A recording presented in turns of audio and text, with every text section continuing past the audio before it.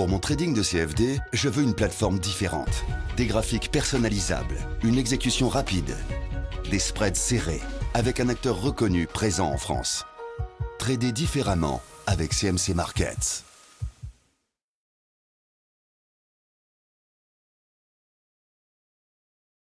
Bonjour, je vous présente aujourd'hui la revue hebdomadaire des marchés, le CAC, le DAX, le Nasdaq, le SP et l'euro-dollar, tradables à partir de la plateforme de CMC Markets.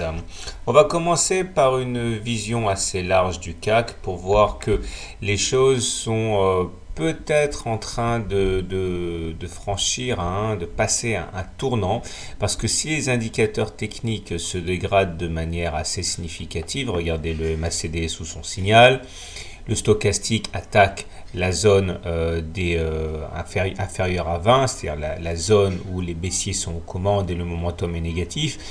On semble quand même assister ici à la formation d'un support, puisque cela fait 3 semaines que, malgré une tendance dynamique assez délétère, eh bien, on refuse d'enfoncer des plus bas. Il demeure que le bilan technique est assez négatif, ce qui n'est pas confirmé par une analyse Ishimoku du CAC, puisque regardez, au regard de cet indicateur, nous sommes toujours au-dessus du nuage, donc toujours fondamentalement en tendance haussière, et le support très important que constitue la Kijun ici est en train de tenir. Même si les attaques sont assez féroces, on voit que en clôture, nous terminons au-dessus de la Kijun. Alors attention, c'est une analyse en CFD, c'est-à-dire que ce sont des graphes qui clôturent en fait à 22 heures pour tenir compte des clôtures américaines. Et si sur l'analyse CAC spot, c'est-à-dire normal à 17h30, et bien on termine en dessous de la Kijun, et bien sur les graphes CFD, ceux qui tiennent compte des clôtures américaines, on est bien au-dessus de la Kijun, ce qui est très encourageant. Si on mène maintenant une analyse en termes purement graphiques, on voit effectivement que le support à 4300, qui est un support psychologique très important, correspond également à un support qui correspond à un plus bas intermédiaire. Plus précisément, on était dans un biseau ascendant. Les biseaux ascendants sont traditionnellement rompus par le bas, ça a été le cas ici, et nous avons des objectifs intermédiaires, 4300, 4200, et l'objectif ultime qui pourrait être le ralliement du point le plus bas du biseau, c'est-à-dire globalement cette zone-là comprise entre 4050 et 4020. Et bien pour l'instant, le support intermédiaire des 4300 semble tenir. D'ailleurs, regardez la forme assez typique de ce chandelier. C'est un chandelier en haute vague et qui montre l'indétermination, c'est-à-dire que même si les attaques sont là pour faire baisser le CAC, on voit que la psychologie de marché est plus à l'indétermination qu'à la conviction forte. Ça se caractérise par le fait que les corps soient très très petits par rapport aux mèches hautes et basses. Donc pour faire simple, la dynamique reste baissière, il n'est pas permis d'en douter, mais il est vrai que nous sommes sur des supports et que le marché a du mal à aller plus bas pour l'instant. On enchaîne avec le DAX pour constater que c'est assez similaire. Le MACD est en dessous de son signal, le stochastique est en dessous de son signal aussi, et le momentum est en train de lutter pour ne pas basculer négatif. Donc nous avons véritablement un contexte technique qui est assez baissier.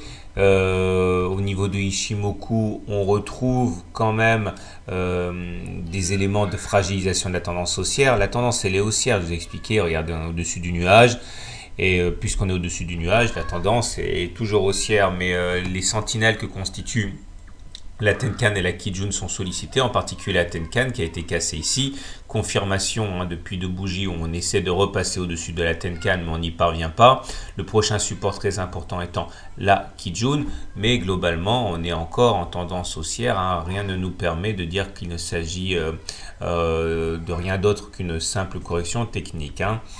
D'ailleurs, regardez graphiquement, on voit que nous sommes venus tester ce bas de canal qu'on avait tracé. Ici, regardez, au point près, on est venu solliciter le bas du canal bleu. Sur ces niveaux, on peut tout à fait envisager d'avoir une réaction d'orgueil et de repasser à l'achat. Sauf que ça correspond également à un autre support, à savoir le haut de ce canal noir dans lequel on a évolué pendant de nombreux mois. Et on voit ici qu'on a terminé quand même plus haut que les plus bas de la semaine. Autrement dit, il y a eu des achats opportunistes. Donc globalement, là aussi la dynamique est baissière, mais on voit que nous sommes sur des supports, donc il ne faut pas non plus se précipiter pour spéculer à la baisse, hein. Si on enchaîne avec les indices américains, on voit que sur le SP500, eh bien, nous avons toujours les signes d'une forme olympique des indices US, hein. Regardez les cours qui enchaînent des plus hauts, le MACD qui est au-dessus de son signal, le stochastique qui est au-dessus de 80, c'est-à-dire la zone de surachat, la bonne zone, le momentum qui est positif. On remarquera néanmoins la présence d'une divergence baissière, hein, puisque sur les cours, on fait des plus hauts, alors que sur le MACD, on ne fait pas de plus haut. C'est une alerte. Au niveau de l'analyse Ishimoku, par contre, aucune alerte, aucun nuage à l'horizon, hein. La Chinku est haussière, au-dessus des cours, la Tenkan en support, la Kijun en deuxième support, on est au-dessus du nuage. Donc a priori, sans laisser préjuger de ce qui va se passer, pour l'instant, on ne peut pas remettre en cause le fait que la tendance de fond soit très haussière. Et d'ailleurs, si on regarde l'analyse graphique du SP500, on voit que nous sommes toujours en train de faire des rotations à l'intérieur de cette configuration en biseau ascendant. Alors une alerte quand même, il faut savoir que les biseaux ascendants se cassent généralement par le bas, comme ça a été le cas sur le CAC, on l'a vu, et comme ça va être le cas également dans l'analyse, hein, de l'euro-dollar. En tout cas, pour l'instant, pas d'alerte à l'horizon à l'exception de cette divergence baissière. Le Nasdaq 100 offre un profil tout à fait similaire. Regardez, plus haut sur les valeurs du Nasdaq, mais pas sur le MACD. Donc ça nous gratifie d'une divergence baissière. Mais au-delà, les éléments sont très concluants, hein, dans le sens de la bonne forme de l'indice technologique US, hein, MACD au-dessus de son signal, stochastique au-dessus de 80, momentum positif. Donc on ne peut pas absolument pas écarter la possibilité d'une baisse, mais si on ne veut pas tirer de plan sur la comète, il n'y a aucune raison a priori d'initier dès à présent des positions baissières. Surtout que Ishimoku confirme également la grande forme de l'indice américain. Chinku croissante, Tenkan croissante, Kijun croissante, nuage en dessous des prix. Regardez, aucune raison de s'émouvoir pour l'instant. Maintenant, l'analyse graphique apporte peut-être un son de cloche un petit peu différent, en ce sens que nous sommes dans une figure en biseau droit d'élargissement ascendant. Vous voyez quand même, hein, les rotations sont magnifiques. Et si on tient compte de ce qui s'est passé par le passé, justement, faites attention parce qu'on vient encore une fois solliciter le haut de la figure. Donc théoriquement, rien ne nous empêche d'envisager une nouvelle rotation baissière qui nous amènerait vers les 3400. Je ne dis pas que cela va se faire, mais en tout cas, n'oubliez pas que c'est quelque chose qui graphiquement est tout à fait possible. On va terminer avec l'euro-dollar qui lui par contre est vraiment en méforme. On en avait déjà parlé les semaines précédentes, hein, de cette méforme. Le MACD est sous son signal négatif, le stochastique est en dessous de 20, c'est mauvais. Le momentum est en dessous de 0, c'est mauvais. On enchaîne les plus bas, hein, depuis mars, donc on ne peut pas effectivement éluder le fait que la situation soit extrêmement tendue pour l'euro-dollar, ce qui est confirmé par une analyse Ishimoku, parce que là, contrairement à tout ce qu'on a dit avant, le nuage est sérieusement sollicité. Une fois, la semaine dernière, il a permis de sauver les meubles, on a réussi à clôturer à la limite du nuage, mais le miracle ne s'est pas reproduit. À cause de la dynamique extrêmement baissière sur les indicateurs techniques, le nuage est cette fois-ci bel et bien enfoncé.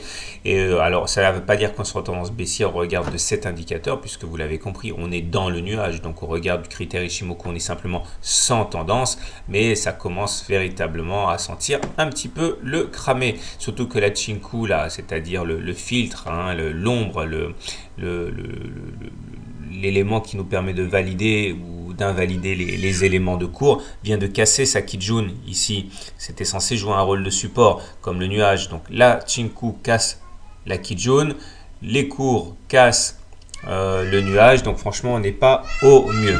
On va terminer avec l'analyse de l'euro-dollar sur un point de vue purement graphique. Regardez, on a bien cassé le biseau ascendant par le bas de manière très classique. Ce niveau des 1,35 a bien supporté les cours pendant plus d'un mois, mais cette fois-ci, les 1,35 ont cédé. Et je vous rappelle que théoriquement, on peut aller chercher le point le plus bas du biseau, c'est-à-dire les 1,33. Voilà, on verra. En tout cas, l'euro-dollar est vraiment très mal en point. Je vous souhaite une bonne semaine et je vous dis à la semaine prochaine pour une mise à jour.